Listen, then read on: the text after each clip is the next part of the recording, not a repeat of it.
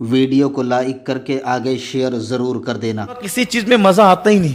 اگر سجدے کی لذت کی بات کروں، اور اب مجھے اس گفتگو کی لذت محسوس ہو رہی ہے، تو اب طبیعت کسی اور طرف کھنچ رہی ہے۔ سجدے کی لذت آپ دیکھیے، جب انسان زخموں سے چور ہوتا ہے تو پانی مانگتا ہے۔ اگر اس نے پیٹ بھر پانی پی کر بھی وہ زخمی ہوا ہے تو بھی وہ پانی مانگتا ہے، کیونکہ زخم انسان کو پیاسا بنا دیتے ہیں۔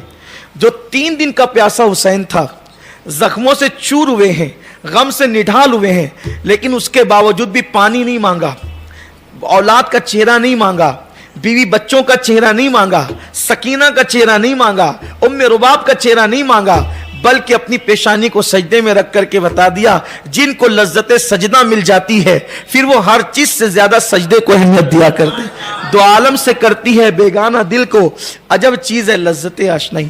بلکہ ایک حدیث پاک تو یہاں تک ہے، اللہ تعالیٰ قدموں سے پاک ہے، اللہ جسم و جسمانیات سے پاک ہے، لیکن ایک حدیث پاک ہے، وہ اس کا شمار حدیث متشابہات میں ہو سکتا ہے، کہ آقا کریم صلی اللہ علیہ وسلم فرماتے ہیں، جب تم سجدہ کرتے ہو تو گویا کہ تم قدرت کے قدموں میں سر رکھتے ہو۔ جب تم سجدہ کرتے ہو تو قدرت کے قدموں میں تمہارا سر ہوتا ہے، حالانکہ اللہ قدم سے پاک ہے۔ تو جیسے اس کے وجہ منیر کی تعریف کی جاتی ہے، ویسے ہی جو ہے قدرت کے قدم کی بھی تعریف کی، جیسے اس کی شان کے لائق ہے، جیسے ید اللہ کے متعلق بیان کیا جاتا ہے۔ تو یہ سوچو تو صحیح، ایک مسلمان کا سر کتنا قیمتی ہے، کتنا قیمتی ہے۔ تو آئیے آج سے عہد کرتے ہیں کہ انشاءاللہ کبھی نماز نہیں چھوڑیں۔ کتنے لوگ اللہ کے گھر میں وعدہ کرتے ہیں؟ وعدہ کرو کہ بھی تو پڑھنا پڑے گی، نہیں کرو گے تو ہی پڑھنا پڑے گی۔ تھوڑا ہاتھ ذرا میں بھی تو دیکھوں، ذرا فرشتے بھی گواہ ہو جائیں۔ ہاں، جو پڑھتے ہیں وہ بھی اٹھا لینا ذرا اصول برکت کے لیے۔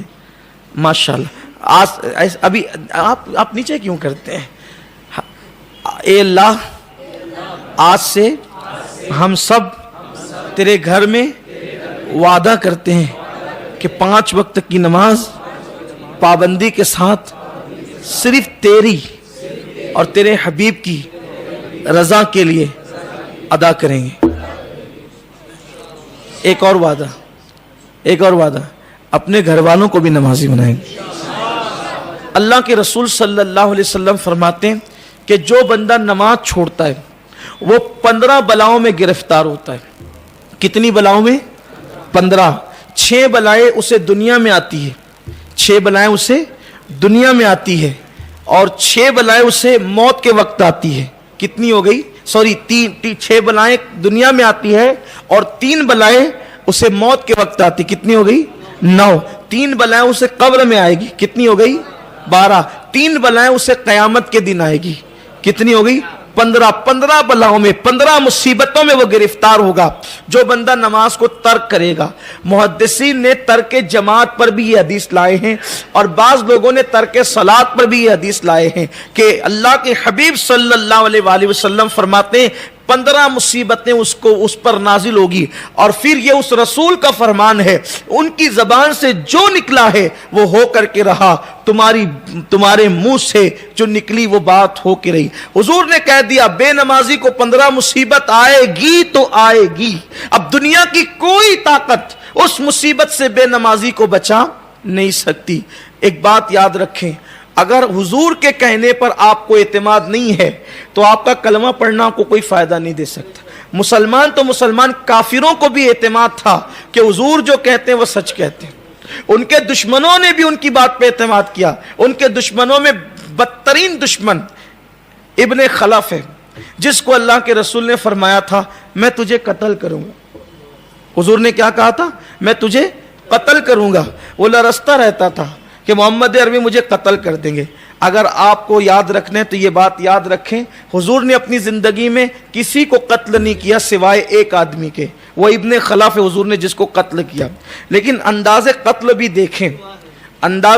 بھی دیکھیں رحمت للعالمین کا، نہ اس کی گردن اڑائی، نہ اس کا خون نکالا، نہ اس کو خراش آئی، کچھ نہیں۔ حضور نے قتل کی شان سے کیا۔ جب ابن خلف سامنے آیا تو اللہ کے رسول نے اس کو نیزہ چبا دیا, صرف نیزہ چبا دیا. پورے میدان میں وہ جو ہے وہ بدر کے میدان میں کودتا پھر رہا تھا, ہائے محمد نے مجھے قتل کر دیا, مجھے قتل کر دیا. چونکہ بہت بہادر تھا وہ, اور عرب کے لوگ بڑے بہادر ہوا کرتے تھے. تو ابو جہل نے کہا کہ عورتوں کے جیسے کیا تو جو ہے وہ کود پھان مچا رہا ہے اور واویلا کر رہا ہے, انہوں نے نیزہ ہی تو چبویا ہے. کہا کہ تجھے نہیں پتا ابو جہل, تجھے نہیں پتا, وہ محمد کی بولی ہے. انہوں نے مجھ سے کہا تھا کہ میں تجھے قتل کروں گا, یہ تو نیزہ چبویا ہے, اگر تھوک دیتے تو بھی میں قتل ہو جاتا. یہ حضور ویڈیو اگر اچھا لگا ہو تو لائک کر کے آگے شیئر ضرور کر دینا.